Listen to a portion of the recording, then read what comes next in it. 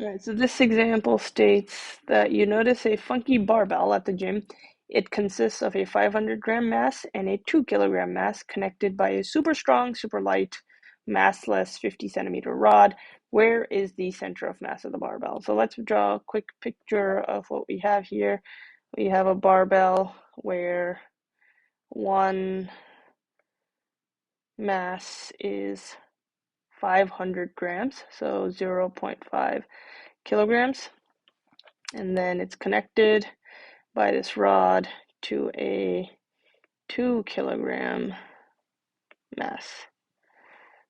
So, and we'd like to find the center of mass. And we're told that this super strong, super light, essentially massless rod connecting them is 0.5 meter long. So in order to apply these center of mass formulas, when you have some object and let's say it's composed of some number of point masses, m1, m2, m3. These x and y coordinates are defined with respect to some origin. So, and where you pick that origin does not matter. So let's say the origin's here. Well, then here is the location of m1.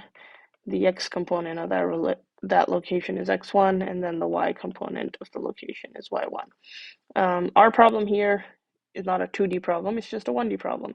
So we'll go ahead and pick x equals 0 to be here. You could have picked x equals 0 to be at the 2 kilogram mass.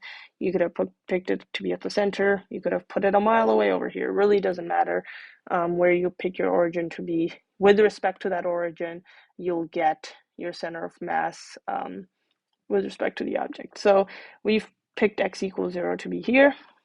And since we have two discrete masses, our x coordinate of the center of mass will be 1 over the total mass of this system times m1 times x1 plus m2 times x2. So the total mass of the system is 2.5 kilograms. So 1 over 2.5. And then let's say we call this m1. M1 is 0.5 kilogram, but it's at the origin. So x1 would just be 0 because it's at the origin itself.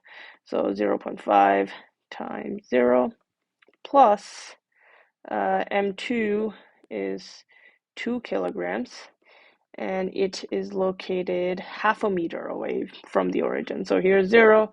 Since this length is 0.5 meter, the x coordinate of this mass is 0.5 meters. All right, I'm going to be consistent here and write the units for everything. So 0.5 kilograms times 0, and then 2.5 kilograms. All right, so after we simplify, we pretty much get 2 times 0.5 divided by 2.5 meters. And that tells us that the x center of mass is 0.4 meters. That means that with respect to this origin here, 0.4 meters away is where our center of mass is located. And oftentimes we use this symbol to mark the center of mass or the center of gravity of an object. So this point here is 0.4 meters away.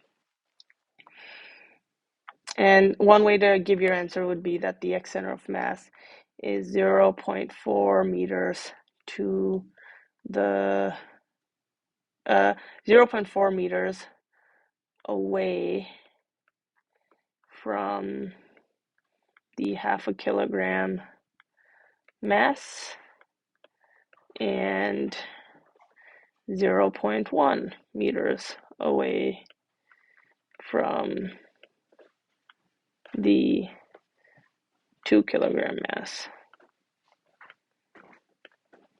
Okay, now for uniform symmetric objects, the center of mass is usually located at the geometric center of the object. So for a disk, it would be